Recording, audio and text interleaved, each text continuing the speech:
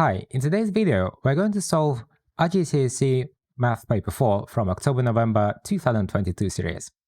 Alright, question 1 is about ratios, and we're given that the ticket in a standing area is $45, and that is 3 parts. So from here, we can find the cost of one part.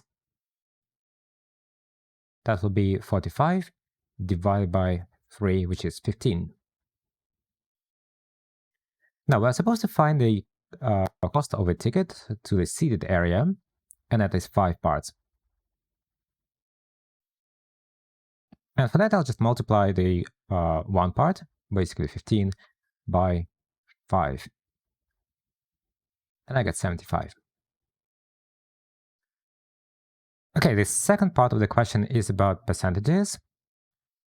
In 2021, the value of the team's players was $2.65 million, and that was 100%. Then in next year, this value has decreased by 12%. So it's now not 100, but now it's 88%. And we are supposed to find that percentage. And for that, I'll use my favorite method, which works for percentages, and not only. I will have to multiply the two numbers that make a diagonal, 2.65 times 88, and then I'll divide by the number across from x, which is 100. I got 2.332. All right, let's move on to the next one. Again, a very similar type of question. So we know that 1455 would be 6.25%. And we're looking for the total number of people. So basically that is going to be 100%. I'll do the same. Multiply the two numbers that make a diagonal, and then divide by the number across from x. And I got 23,280. Okay, next question is about the exponential increase or compound interest, and for that we have a formula P, which is initial amount, 1 plus R in percentages to the power of t. P is the principal or the initial amount, and that is what we are looking for. Then here don't forget to convert 4% into a decimal, so it's 4 over 100. And then we know that t is the number of years, which is basically 3, and that will give us the final amount of people, which is 1631. Now make p the subject of the formula,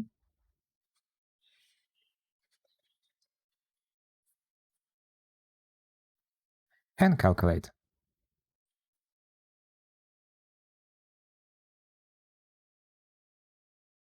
Now for the final answer, let's round it up.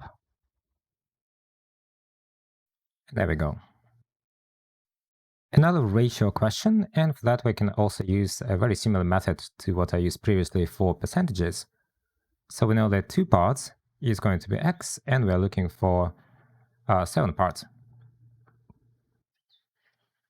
2 is x, and what is 7? Multiply whatever makes the diagonal, so 7x, and then divide by the number across from the question mark, which is 2. So 7x over 2 it is. Okay, now let's complete the table. So the number of family tickets increases by 12. That means plus 12. Now, individual tickets, according to our previous question, that was 7x over 2. And this amount decreased by 26. So 7x over 2 minus 26. There we go. In 2019, the number of individual tickets, which is 7x over 2 minus 26, is 3 times the number of family tickets. So it's 3 times x plus 12. And now we have to solve this equation. I will first expand the brackets on the right-hand side.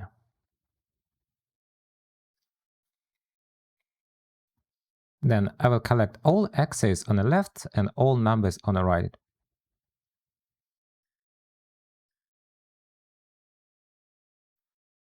Okay, so 7 over 2 minus 3, it is going to be a half, so x over 2.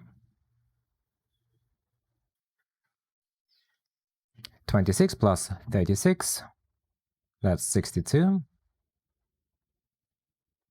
And then times 2 to find x, 124.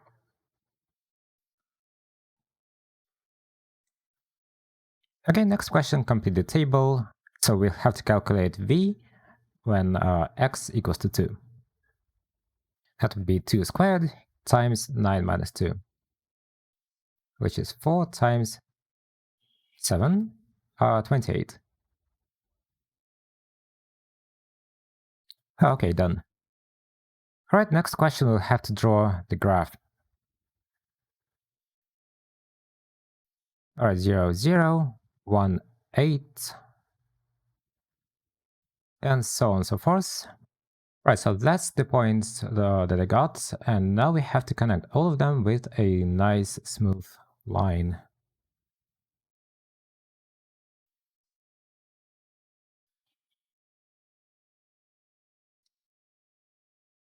Okay, so something similar to this. Next question, show that the total surface area of the cuboid is this. Okay. Now let's find the total surface area and let's look at the diagram. And I'll just do this question here. So for the total surface area, we'll have to split our cuboid into rectangles. So first we have top and bottom. And on top and at bottom, we've got 2 squares, and the side of a square is x. So the area would be x squared.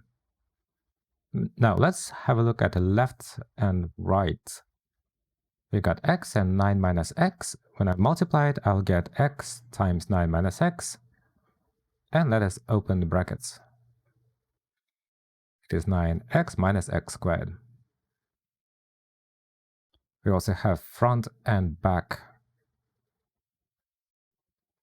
This side is also 9 minus x. So that's going to be x times 9 minus x again, which is 9x minus x squared. And now we'll have to double each one of them. So 2,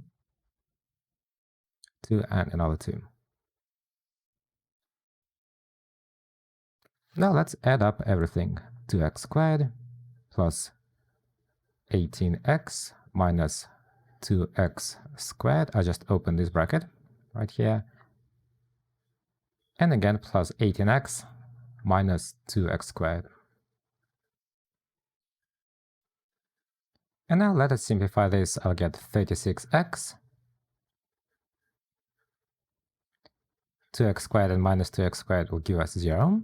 And get minus 2x squared. So all in all, we've got 36x minus 2x squared. And that is exactly what we had to show. And I've just realized that I skipped accidentally part 3 of the previous question, find the values of x when the volume is 44.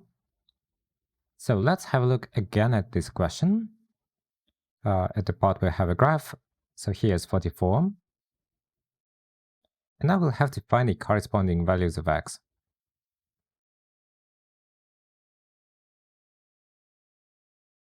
I would say that this is about 2.6 and 8.2.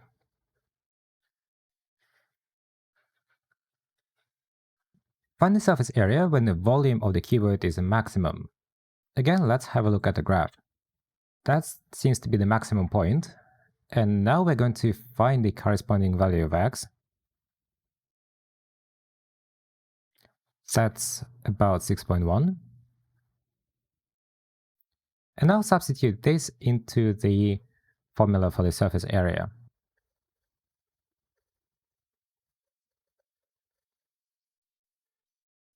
Let's calculate it.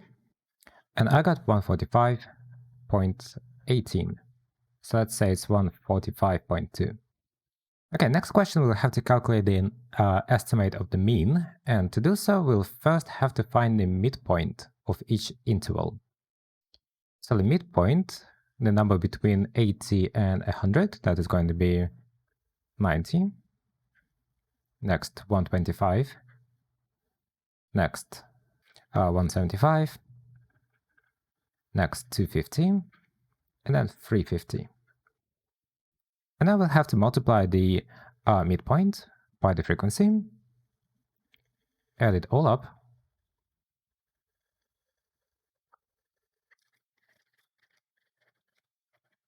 and then divide by the total frequency.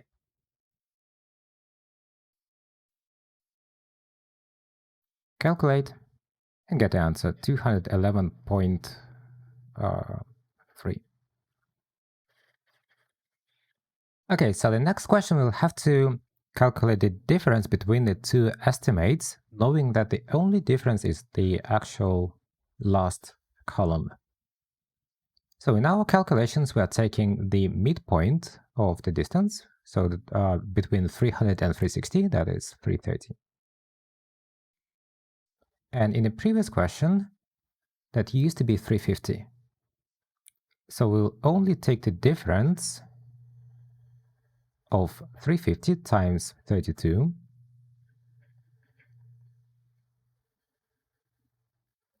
over 200.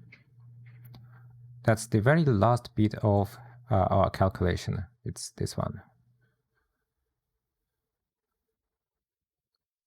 And I will take away 330 times 32, again over 200. Because if we had to calculate the actual estimate of the mean, the very first part, 90 times 7 plus 125 times 33 and so on, would have been absolutely the same, because there is no difference in the table. Apart from the last column, of course. Okay, so let's calculate this. I got 3.2. Alright, next part of the question is about the histogram, and for that you'll have to remember the way we draw the histogram. So on x-axis, there's going to be a distance. But then on y-axis, and a lot of students keep forgetting this, it's not the actual frequency, it is what we call a frequency density. And to calculate this, we will have to divide frequency by the length of the interval.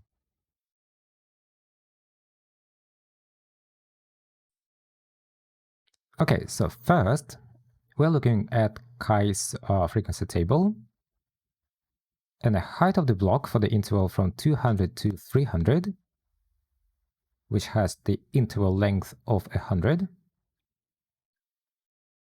The height is 2.6. Now let's have a look at his or her frequency for that particular interval. CAIE is the first table, sure. And the frequency for the interval from 200 to 300 is 52. So from here, the frequency density is going to be frequency over the length of the interval. It is 0.52. But the height is 2.6 centimeters. So that means the frequency density was scaled. Now, what is the scale factor? Basically, 0.52 times what equals to 2.6.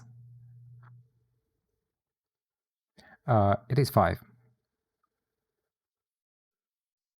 So now what we have to do is to find the frequency density for each of the intervals and then multiply it by 5. Let's have a look at the very first interval from 80 to 100. The length of this interval is 20. The frequency is 7. The frequency density, which is frequency divided by the length, That's of course 7 over 20, and don't forget I will have to multiply it by 5. 7 over 4 or 1.74 centimeters. And I will do exactly the same steps for the remaining two intervals. For this one, the length is going to be 50. Let's see the frequency. That's 33. Wait, hold on, 150 to 200. That's 76. Frequency density, 76 divided by 50, that is 1.52,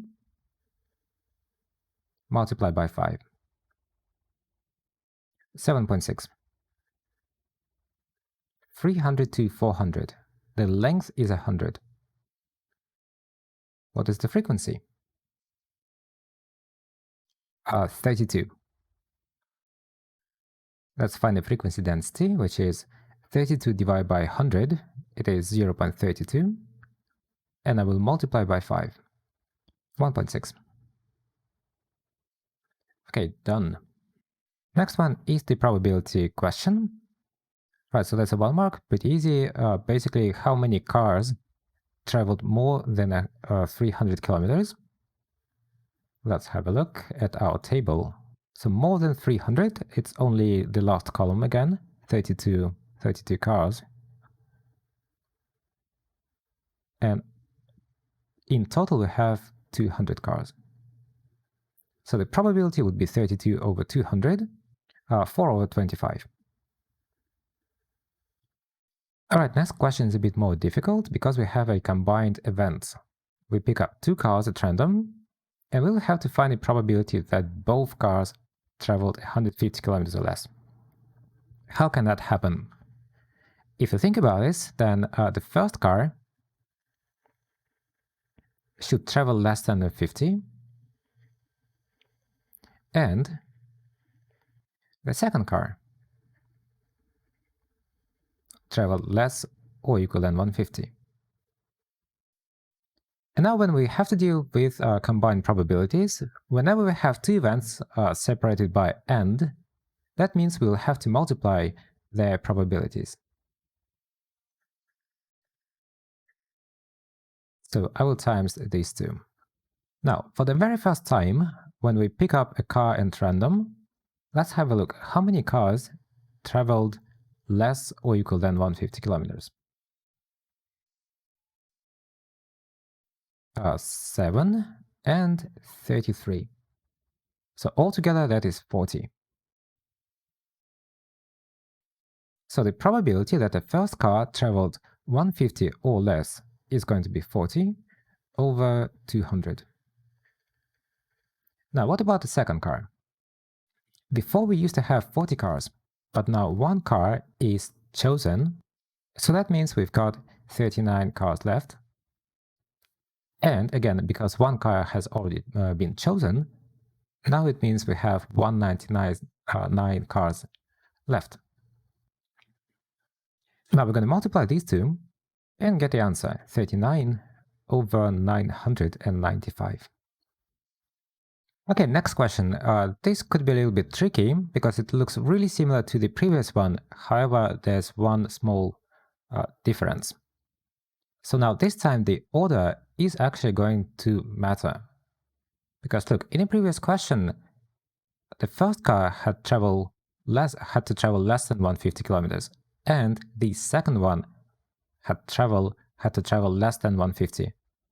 So actually, when you're choosing the cars, it doesn't really matter which one is the second, which one is the first, because both of them traveled less or equal than 150. But that is not the case in this question, because we actually have two scenarios. The first car that we choose could travel more than 200, and the second car traveled less than 100. So that is the first scenario.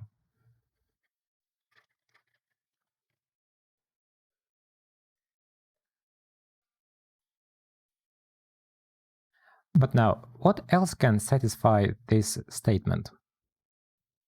Maybe the first car that we've chosen. travels less or equal than 100.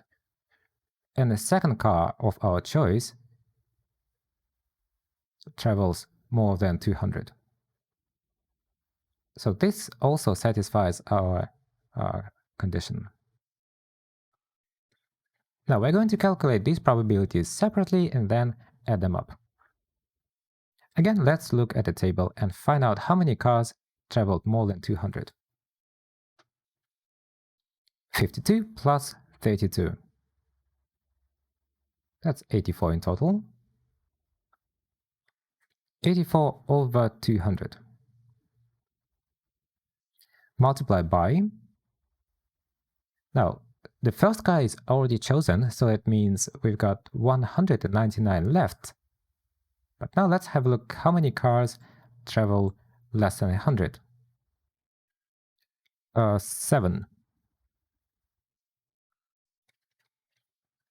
It's not the nicest number, but it is what it is. Now, second case. Again, how many cars travel less than 100?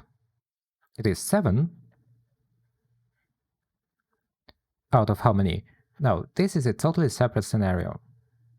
Right, so again, it is out of 200 because we're starting from scratch. Now, how many cars travel more than 200? That's 84. Out of how many? 199, because one car has been chosen. And of course, we get the same result. So now we'll have to add up these two probabilities. And we'll get the answer.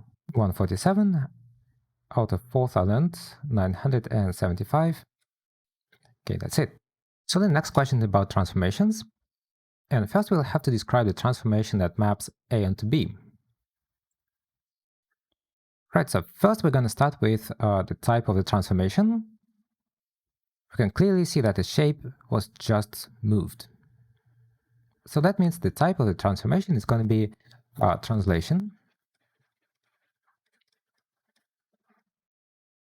And if that is translation, we'll also have to specify how many steps the shape was moved. And that is called a vector. So the first thing we have to do is to calculate how many steps it was moved horizontally. So we move from here to here. That's 1, 2, 3, 4, 5, 6, 7. 7 steps horizontally.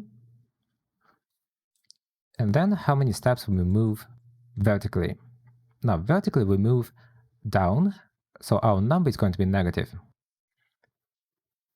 And again, we move from, on vertical axis, we move from here to here. So it's 4. And another 4. Altogether, we move 8 steps down, so I'm going to write -8. Alright, next part of the question, A into C. If you look really carefully, we can probably spot that the shape got rotated. So the transformation is called rotation.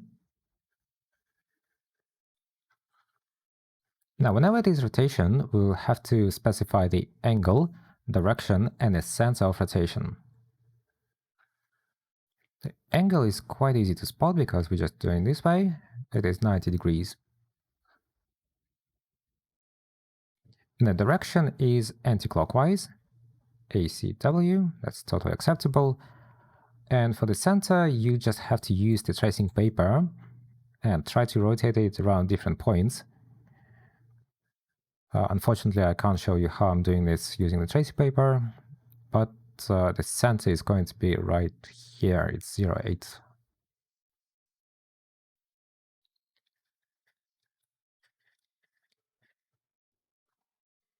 Next one, shape A onto shape D.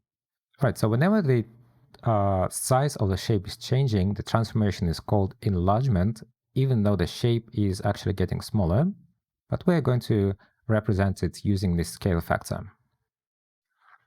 So first, state the type. It is going to be enlargement. Next, we're going to find the scale factor.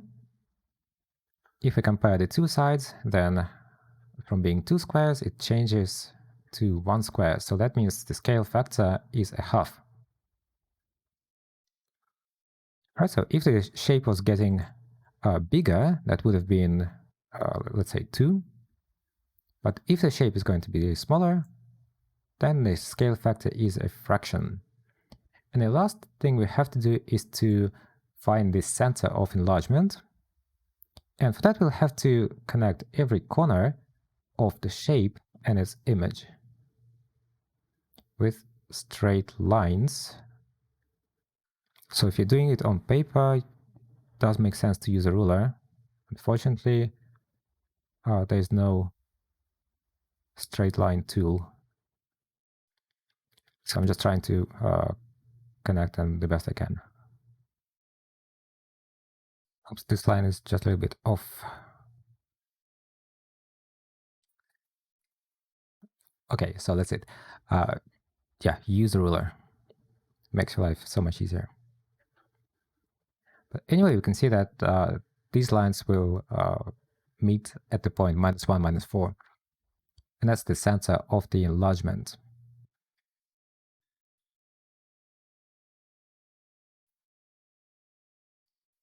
All right, next one, we will have to draw the image of shape A after reflection in a line y equals to x plus 8. So first we'll have to draw the line y equals to x plus 8.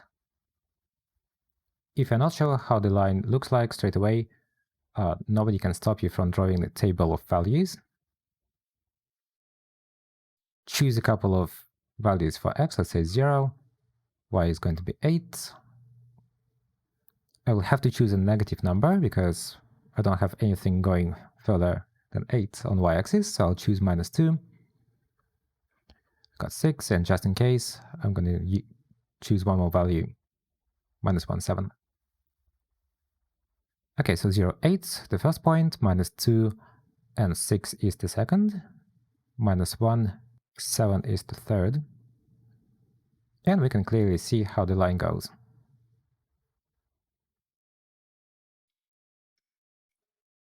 Again, if you're using the tracing paper, it's very easy to do so just by tracing the shape and then flipping it. I don't have this luxury, so I'll just have to do it manually. That means I'm going one step here on x direction, and I'm going again one step y direction here. And I will have to repeat the same process. 3 steps here, and then 3 steps there, and so on and so forth. I don't want to draw more arrows, otherwise the picture is going to be super messy.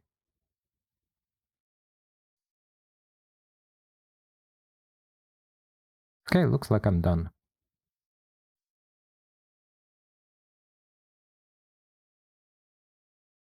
Right, that's going to be my image after reflection. I'm going to color it to make it a bit more visible. Next question is about travel graphs. So for the first one, we'll have to calculate the acceleration of the car during the first 18 seconds. Let's remember what acceleration is. That is going to be change in velocity divided by change in time. So the change in time from 0 to 18 is obviously 18 seconds, and the change in velocity is 24 minus 10, which is 14. And then 14 over 18, that's 7 over 9.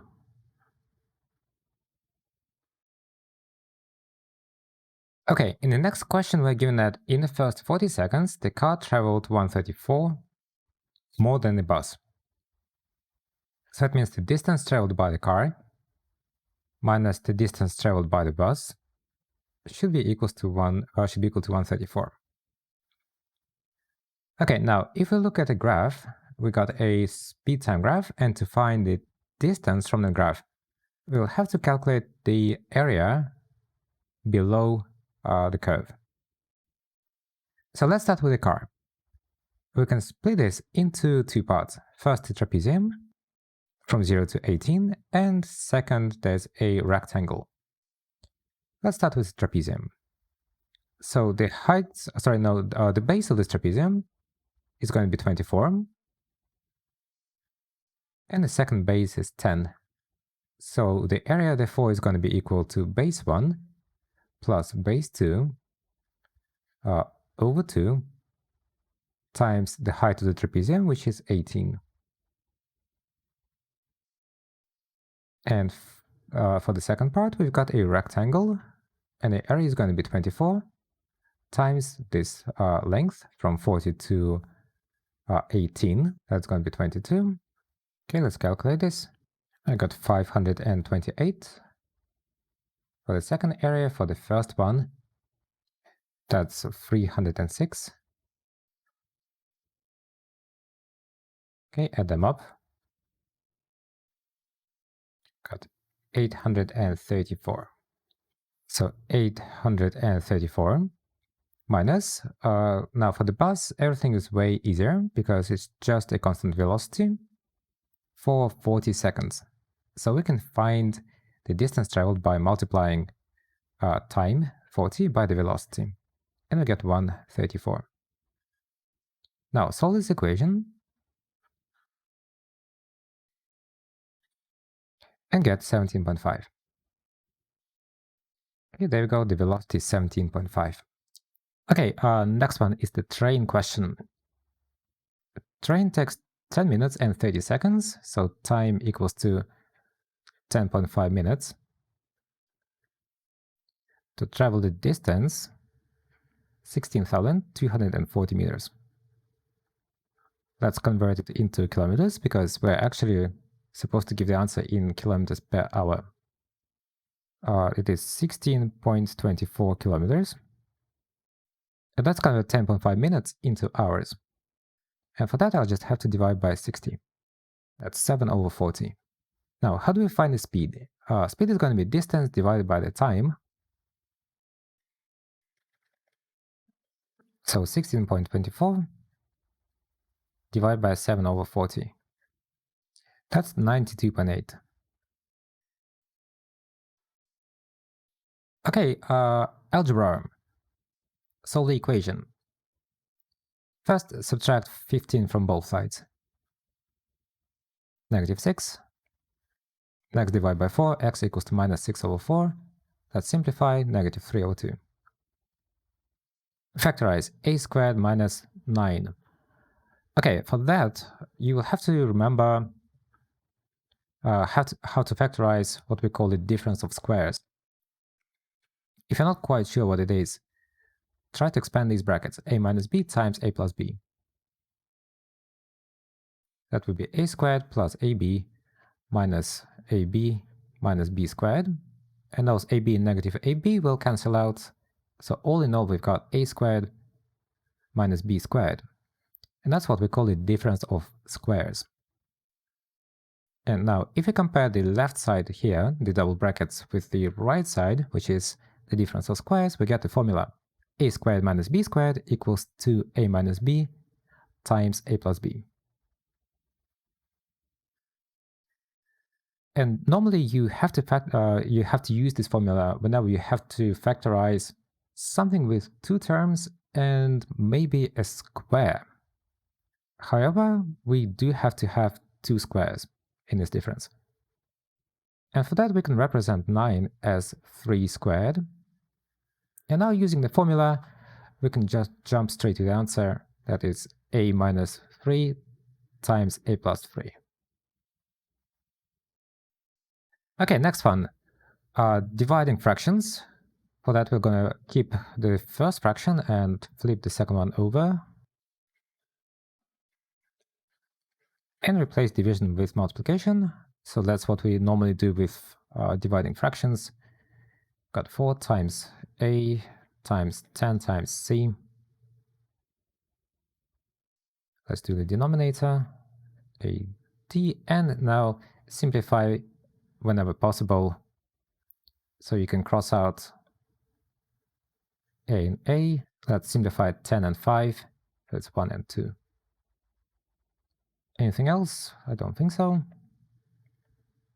So now we can just multiply and get 8c over 3d.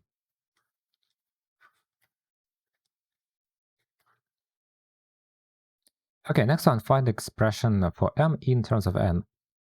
Sure, so first let's simplify 5 to the power of n plus 5 to the power of n. How many? 2, 3, 4, 5. So it is 5 times 5 to the power of n, or just n, sorry. And that equals to 5 to the power of m. Okay, now 5 is actually 5 to the power of 1. And whenever we are multiplying, we will have to add up the indices. So on the left-hand side, we've got 5 to the power of n plus 1. Now, 5 to the power of n plus 1 equals to 5 to the power of m. What does it tell us about the power? Well, they must be equal. So m should be equal to n plus 1. Okay, next question. Solve by factorizing. Now, whenever we have to factorize quadratics when there is a number attached to x squared, it is always just a little bit painful and tedious. We can try to factorize it as, for example, 2x times something, and then again 2x, and then we can try to guess those numbers, but the whole thing can take just too much time and effort. So for that we have a bit of a shortcut. So here's what I normally do. Just write in x and move on to the next question. Now, on top of the x, I'm going to multiply 4 and negative 5. So basically a and c. 4 times negative 5, that is minus 20. And I will just copy the number in between, b, to the bottom of this cross. Now, I will have to think of two numbers that multiply together to give me the top number. Basically, something times something should be equal to negative 20. And this number at the bottom, 8, is the sum of the two numbers I'm trying to guess. Now, the product is negative, so that means one of the numbers is negative, and the other is positive. So that will be minus and plus. So what times what is minus 20, and what plus what is 8? Minus 2 and 10. Because minus 2 times 10 is negative 20, and then minus 2 plus 10 is positive 8. Okay, so I'm just going to write those numbers here, negative 2 and positive 10. But that's not it. The next thing I'm going to do is to write the double brackets, x minus 2, and then x plus 10. Next, I'm going to put the number next to x squared, which is 4, at the bottom right here. Next, simplify each fraction. And that is really important before you do the next step. You do have to simplify. 1, 2, 2 and 5. And then put this number at the bottom next to x in each bracket.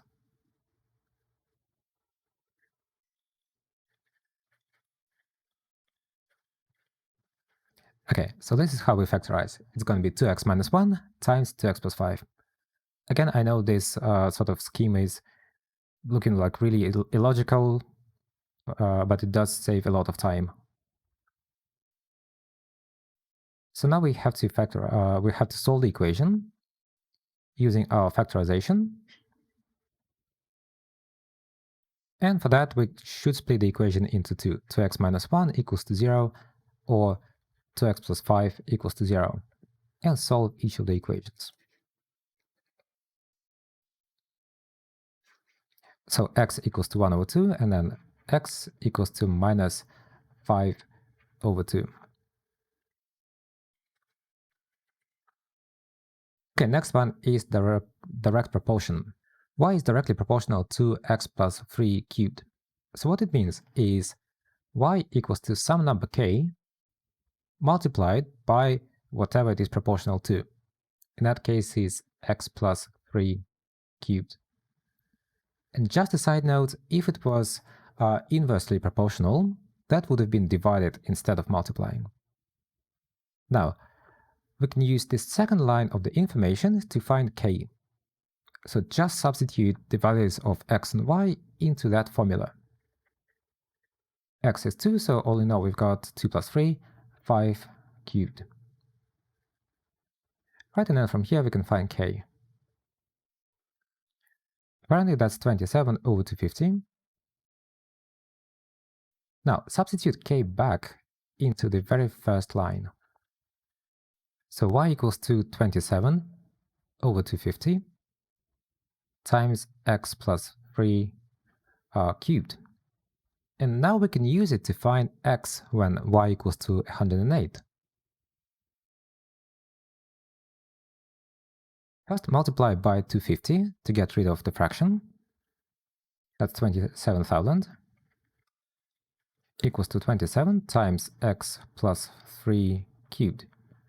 Now divide both sides by 27, so get 1,000 equals to x plus 3 cubed. Now take the cube root of both sides, and the cube root of 1,000 is going to be 10.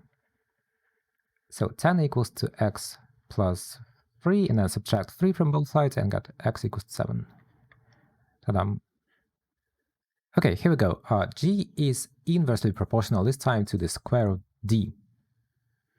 How can we write it down? We could say that G equals to some number k over, because it's an inverse proportion, the square of d, so d squared.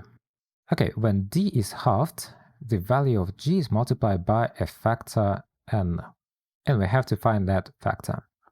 Okay, now let's write this fraction using the division sign. Now, let's actually halve d and see what happens. So the value of g is going to be k divided by d over 2 squared, which is going to be d squared over 4. Now, how do we divide fractions? We flip the second one over. So we'll get k times 4 over d squared. And now we can compare our original formula, k over d squared, to the one we just obtained. And as we can see, the value of g got multiplied by 4. So n equals to 4. Okay, next question, we'll have to expand triple brackets.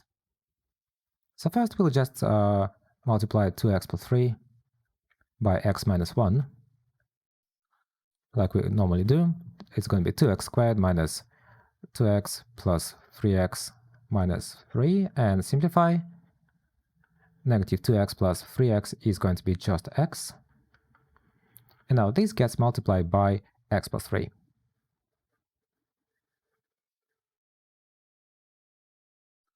So take 2x squared and multiply by x, and then by 3, and do the same for the remaining two terms in the first bracket.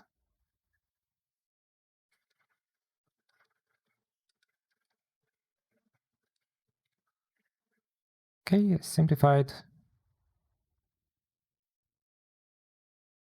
3x cancels out, and we get the answer. Find the derivative.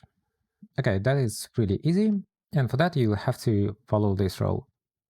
Derivative of x to the power of n is going to be, first take the power in front, and then subtract 1 from the power. So for the 3x squared, when you move 2 in front, it gets multiplied by 3, so it's 6. Reduce the power, it's 1. Derivative of 4x is just 4. That's it. Okay, next question, calculate angle QPR. And for that we're going to use trigonometry. We've got 3 sides in a triangle, so chances are we're going to use cosine rule. First, let's state the formula. It starts like Pythagoras, c squared equals to a squared plus b squared, but then we got negative 2ab and then cos big C. And now the thing about this formula is that I personally prefer to label the triangle in such a way that the thing I'm looking for is C. So bye-bye to P, that becomes C. And this side in front of the angle C should be small c. And then which one is A and which one is B doesn't really matter because we're adding them up and multiplying anyway. So the order doesn't matter. Okay, now what I prefer to do is rearranging this formula to get cosine C. You can substitute the numbers straight away if you want, no problem with that.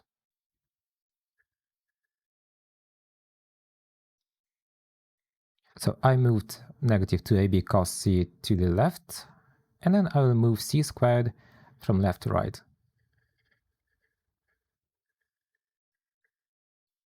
And next I'll divide both sides by 2ab. And now I'll just substitute all the numbers into this formula and get the answer straight away. I prefer doing this over substituting numbers in the first place, because otherwise I'll just getting huge numbers and it's just not convenient to work with.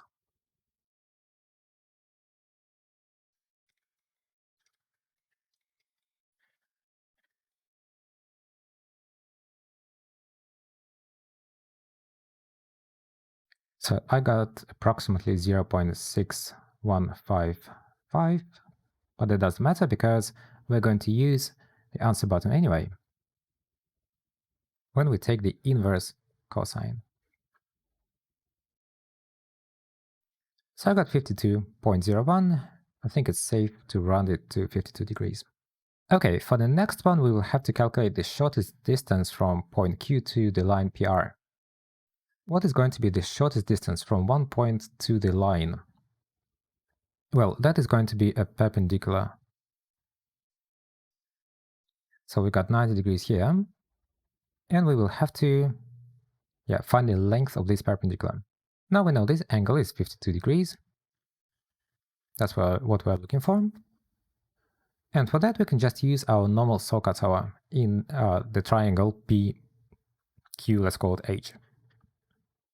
To start with, let's label the sides. If we're looking at this angle, then the side opposite of this angle is surprisingly called opposite. It's op. Now the side in front of 90 degrees is called hypotenuse, and the side next to this angle, but not a hypotenuse, is called adjacent. So I label it as A. Okay, now what can we possibly use? We could use hypotenuse. So I will choose the hypotenuse, and I'm looking for the opposite. So I have O and H. And for those of you who know the magic word SOHCAHTOA, it is clearly going to be sine. Okay, so how do we start? We're going to say sine 52 equals to opposite, which we are looking for, x, over the hypotenuse, 46.5. And now it's time for my favorite cross method. I'm going to multiply the numbers that make the diagonal, 46.5 times sine 52, and divide by the number which is across from x, which is 1. Put all of this in a calculator and get the answer, 36.64. Alright, next question of 3D shapes. We will have to find the length AG. So first what I'm going to do is to find the length AC. If you're not quite sure how to do it, just draw the base of this cuboid separately. It is going to be a rectangle, A, D, C, and B. BC is 21 and AB is 29. We're trying to get AC. That's clearly Pythagoras. So AC squared is going to be 21 squared plus 29 squared. 1282. And I'm not going to take the square root because I'm actually looking for AG. And for that I can use the triangle AGC, which is also right angle triangle. So again, Pythagoras. So AG squared is going to be AC squared plus CG squared. That's why I didn't take the square root of AC. CG squared is going to be 20 squared, that's 400. 1682, and then take the square root. 41.01. Okay, calculate the angle between AG and the base. First of all, let's find this angle. It is right here. And let me redraw the triangle AGC.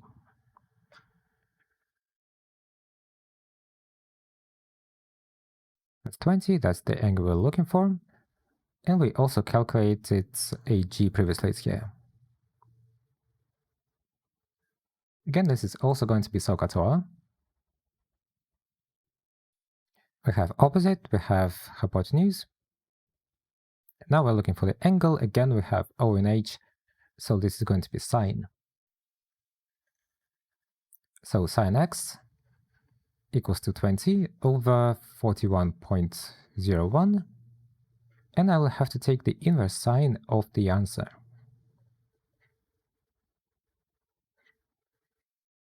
(29.2) approximately. Okay, and now everybody's favorite bearings. Let us look at the question first. We are supposed to find the bearing and the distance of the ship M from the lighthouse. So again, it is very important to draw the angle we're looking for. We're looking for the bearing from the lighthouse. So let's say you are at this point, and the bearing is going to be the angle measured from the north. So let's draw the direction to the north. And we're looking for the angle measured clockwise. So it is here. That is the angle we're looking for.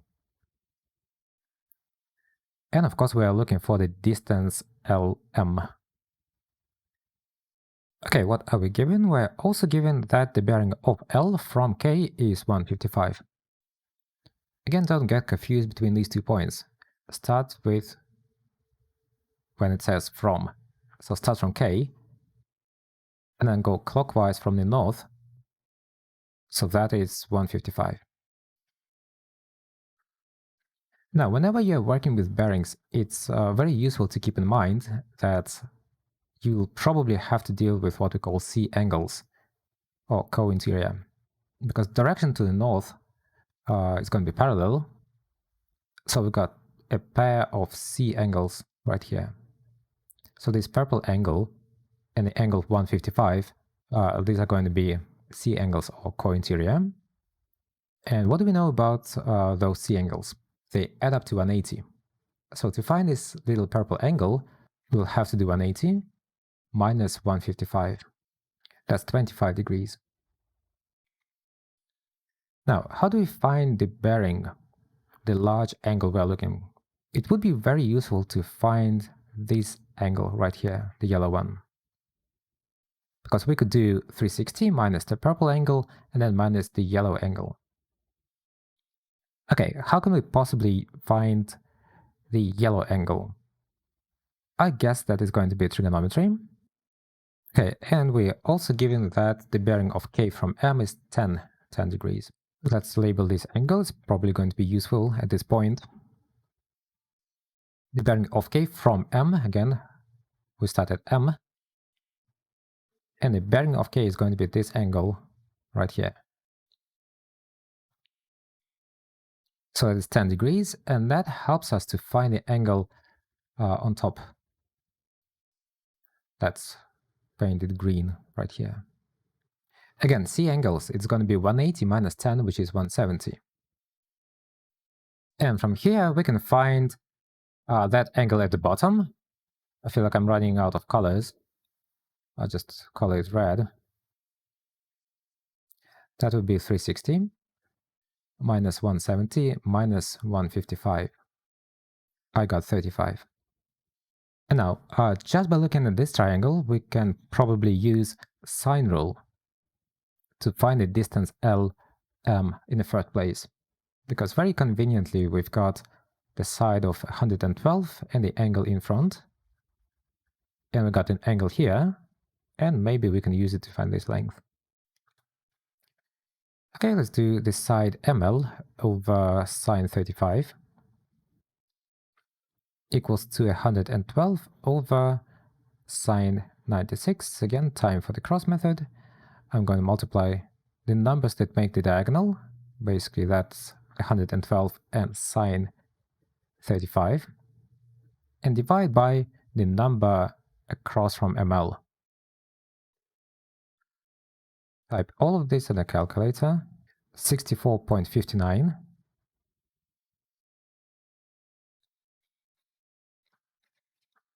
So that's the distance ML.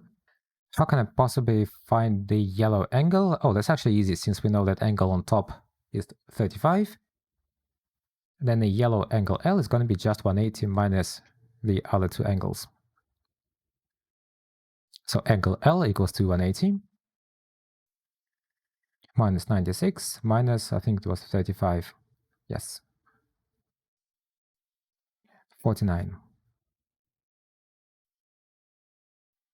Okay, and the bearing is going to be 360 minus the purple angle, which is 25, minus the yellow angle, which is 49. 286. And the distance is here. All right, next question is about coordinate geometry. AP is the line with the midpoint M. Okay, let's quickly draw a sketch. So this is a point A, 2, 3. M is 12, 7. So it's a midpoint. And somewhere there is a point B.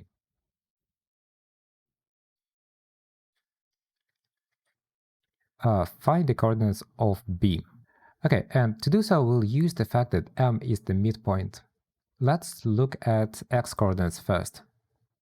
To get from A to the midpoint, I would have to go 10 steps horizontally, and because it's the midpoint, that means I will have to go 10 steps further. So 12 plus 10, that is 22. And the same logic works for vertical motion. From 3 to 7, I'm going to go 4 steps. And 4 steps further, because M is the midpoint, so 7 plus 4, that is 11.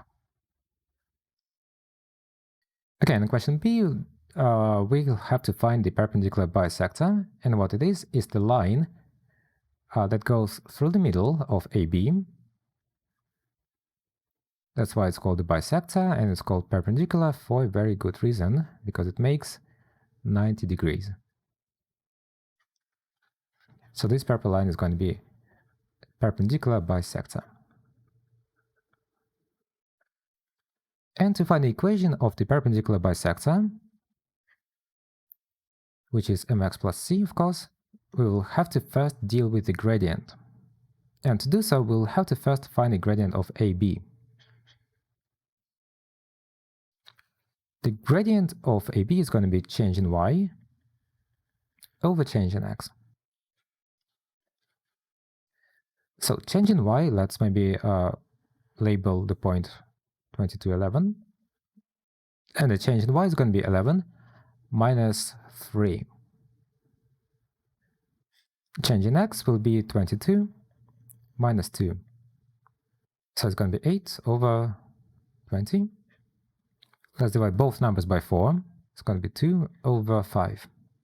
Now, to find the gradient of the perpendicular line, you will have to remember the formula. The gradient of the perpendicular line, let's call it m2,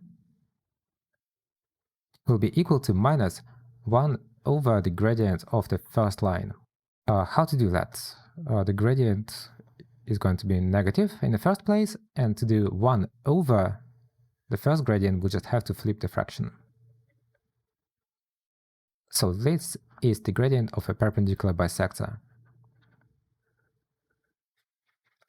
That means the equation of the perpendicular bisector is going to be minus 5 over 2x plus c. Now, how do we find c?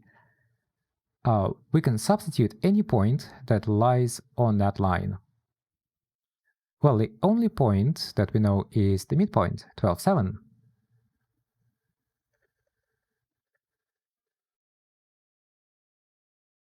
That makes a nice equation to find c. 7 equals to minus 30 plus c. And from there, c equals to 37. So all in all, let's combine all the information we just got. Y equals to minus 5 over 2x plus 37. Right, and we had to show that our equation looks like that. So we're not technically finished yet. We have to have x and y on the left, and we shouldn't get any fractions. So that means I will multiply everything by 2. 37 times 2, that is 74. And now I will move negative 5x to the left. So I will get 2y plus 5x equals to 74. This is what we had to show. Okay, part C. We know that there is a point n with coordinates 2 and n, which lies on a perpendicular bisector. So basically x is equal to 2 and then n equals to y. To find the value of n, we'll have to substitute the coordinates of this point into the equation, and we will get 2n plus 5 times 2 equals to 74. Now 5 times 2, that's 10. So 2n equals to 64. And then divide by 2, we get n equals to 32. Okay, for the next part of the question, we're given 3 points, 2, 32, 2, 3, and 12, 7. We can basically see that point N is on top of point A, because the x-coordinates are the same. Okay, but what is more important is that AM is perpendicular to MN. Why? Because the point N lies on a perpendicular bisector to AB, so this angle is 90 degrees. And we're supposed to find the area of this triangle. So to find the area of the triangle, we're going to do base times height divided by 2. Now let's find the base and height of this triangle. And I'm going to start with AM. And to do so, let's have a look at this little triangle. I want to use Pythagoras to find the length AM. To start with, this distance is going to be 12 minus 2, which is 10. And that one is 7 minus 3, which is 4. That means the AM, the hypotenuse, is going to be equal to 10 squared plus 4 squared. A square root of 116. And I could do the same for NM. Again, a little triangle. You could use Pythagoras, or alternatively, if you do remember the formula, you can just use it straight away. x2 minus x1 squared plus y2 minus y1 squared. That's another approach. Okay, so 12 minus 2, that's going to be 10 squared plus difference of y, 32 minus 7, that's squared, so that's 25 squared. And all in all, this is going to be a square root of 725. And now finally, we're ready for the area. It is the square root of 725 times a square root of 116 all over 2. And I got 145. Okay, next question. On the diagram, sketch the graph of y equals to sine x from 0 to 360. If you are struggling to remember how the graph looks like, you can always draw up the table of values. So you say x, y, and choose some numbers from 0 to 360 for the input values. But luckily, I do remember how the graph looks like. and we're going to need some key points. It's going to be 0, 90, 180, and 270. Remember, so the sine starts from 0, 0, and then it goes up, and it's going to reach its maximum when the angle is 90 degrees. And then it starts going down until it's going to reach 0 when x is 180. It keeps going down until we hit -1, and then we start going up and reach 0 when x is 360. So there we go. Okay, part B, we have to solve the equation. For that, I will first move +4 to the right side, and then I will divide by 5. And then I will take the inverse sine of -4/5. Okay, but this solution is not within the range. It's not within 0 to 360. So what we do in this case is we can always add 360 degrees.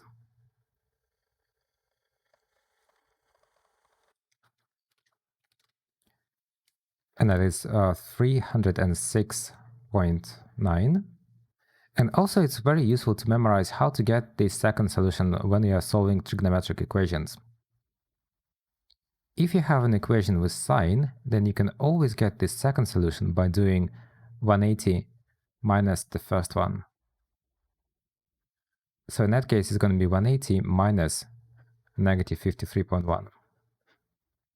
That is 233.1.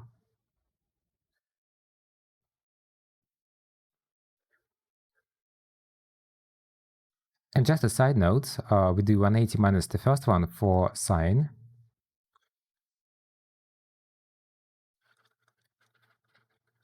For cosine, we would have to do 360 minus the first solution. And for tangent x, we would simply have to add up 180 to the first solution.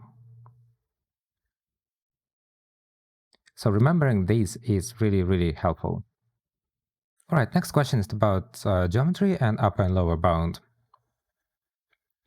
We're given the length of the sides of a triangle, all correct to 1 decimal place. So 1 decimal place is 0.1. We're supposed to calculate the upper bound of the perimeter. So basically first find the upper bound of each. Let's say we got 11.4 and it has to be correct to 1 decimal place. So that means we can go 0.05 up, or we could go 0.05 down. So got 11.45. That's the upper bound of 11.4.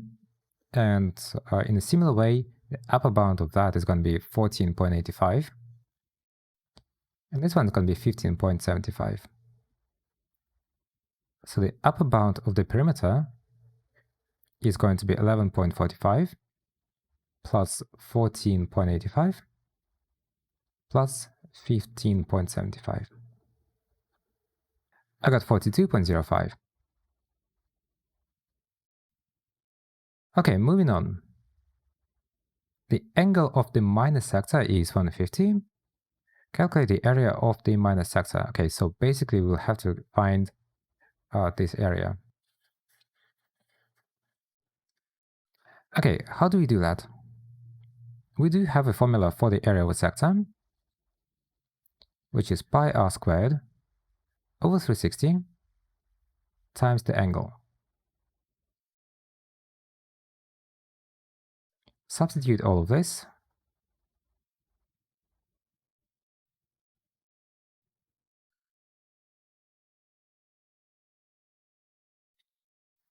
And get the answer, which is approximately 318.6.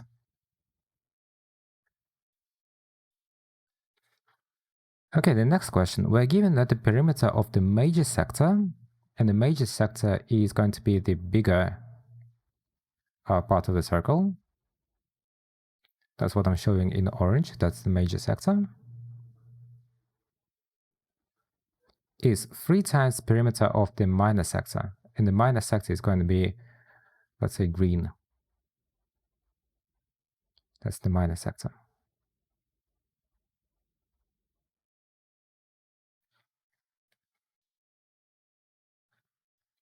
And what we're given is that the perimeter, the orange perimeter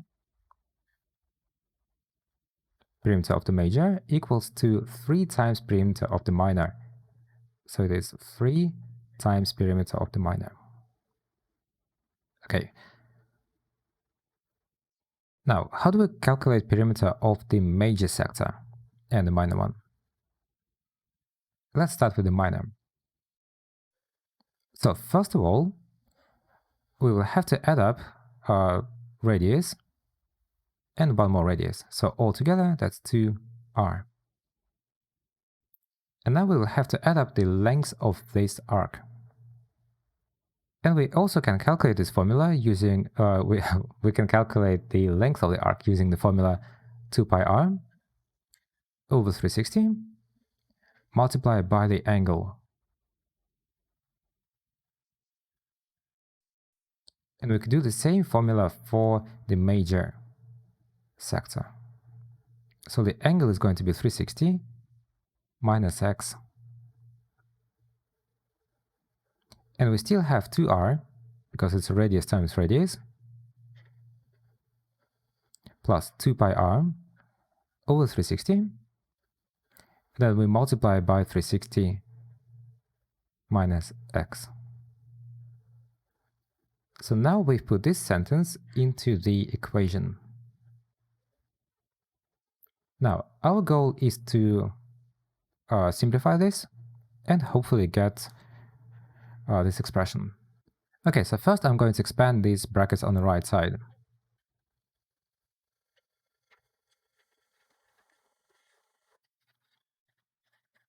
Six r plus 6 pi r x over 360. Now let's combine 2r and 6r together on the right side.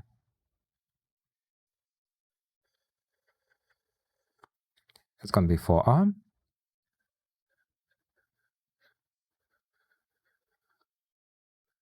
And now we can move this fraction to the left side. And luckily for us, we already have the common denominator. So I will also open the brackets on top. 360 times 2, that's going to be 720. Pi r minus 2 pi rx minus, that's because I'm moving the fraction to the left. And now I'm left only with 4r on the right side. Now let's see what we can simplify. On top of this fraction, we have 720 pi r and no more terms with pi r. We can combine the pi rx terms to get 8 over 360, and that equals to 4r. Okay, what are we supposed to get? We are supposed to get x. Okay, I suggest getting rid of the denominator by multiplying both sides by 360. So we get 720 pi r minus 8 pi rx equals to 4 times 360, 1440. And now we're trying to isolate x on one side. So I moved negative 8 pi rx on the right side and then 1440 to the left side. Now remember, we're actually trying to find x, or make x the subject, so we can divide both sides by 8 pi r.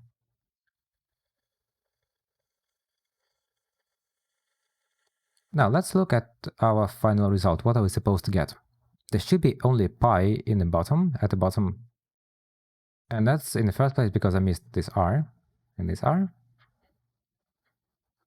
And then probably we can factorize the top and simplify it. Let's try to take 8r out of the bracket. 720 divided by 8 would be 90. Don't forget the pi, and then minus 180 over 8 pi r. And now let's simplify it. 8 on top and at the bottom cancels out, and so does r. And also we can factorize the top further and take 90 outside. So we got pi minus 2 all over pi. Let's see if that's what we are supposed to get. 90 pi minus 2 over pi. Yes. Alright, next question is about vectors. 11a, what that means is the magnitude of a vector. And we can find it by using the formula x squared plus y squared.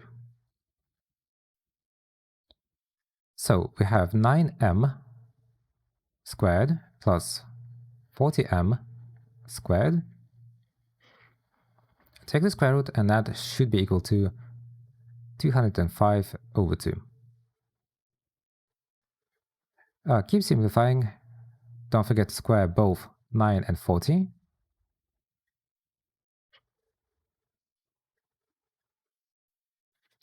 Okay, combine these together.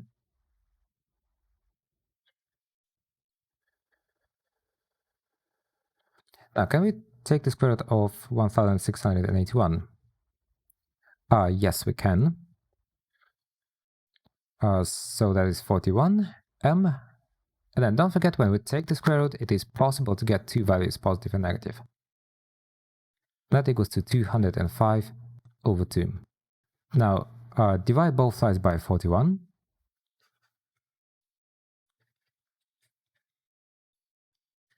That means m equals to plus or minus 205 over 82, which is 5 over 2. So let's say it's going to be plus minus 2.5.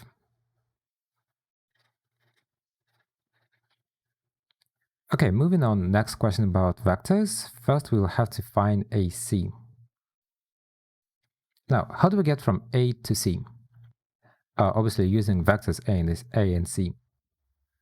From A, we could go to O, and that would be minus A, because we're going in the opposite direction of A.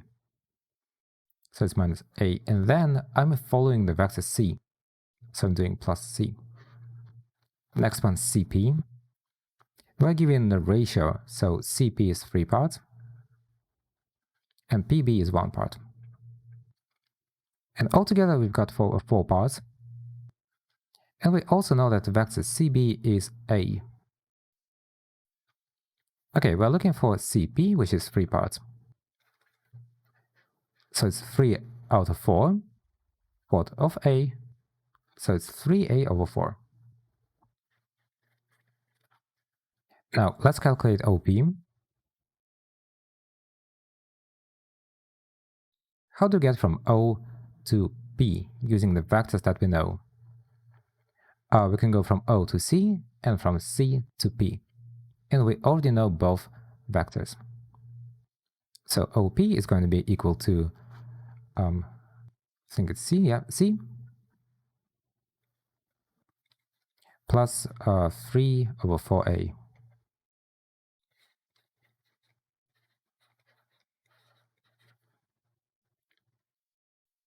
Okay, next one. OP and AB are extended to meet at Q. So let's now extend those vectors.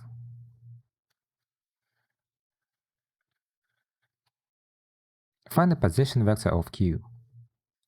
And the position vector means the vector from the origin, so we are looking for O, Q. Okay, and to do so, I will first try to think how can I get from O to Q. I will take this route from O to A, and then from A to Q. Now, OA is easy, that's just A, and we'll have to find AQ. Now, AQ, in turn, that's going to be AB, which is C, and then BQ. And we don't know what BQ is. However, that is quite easy to figure out if we look at the two triangles. The triangle BQP, I'm going to draw it in brown. So that's the triangle. And a triangle OPC.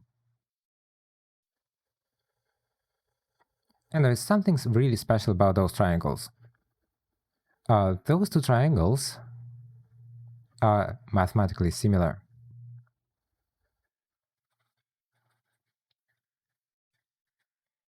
Why? Because we do have 3 equal angles in those triangles.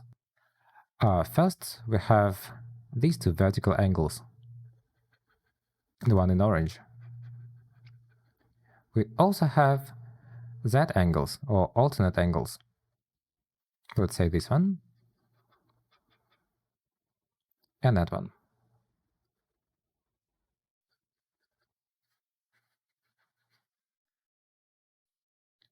And that is enough for the third angle to be the same. So that means all sides in those triangles are in the same ratio, and the ratio is 3 to 1. So that means we actually know BQ. It is a third of C. So C over 3. Now let's put it back all together. The vector OQ equals to A plus C over 3. Now let's combine these two together. C plus C over 3 is going to be 4C over 3. And let's put this result in the answer.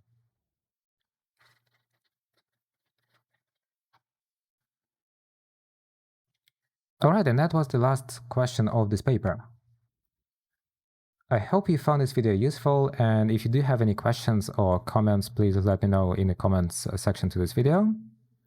I wish you all good luck in your upcoming exams, and I will see you next time. Bye-bye.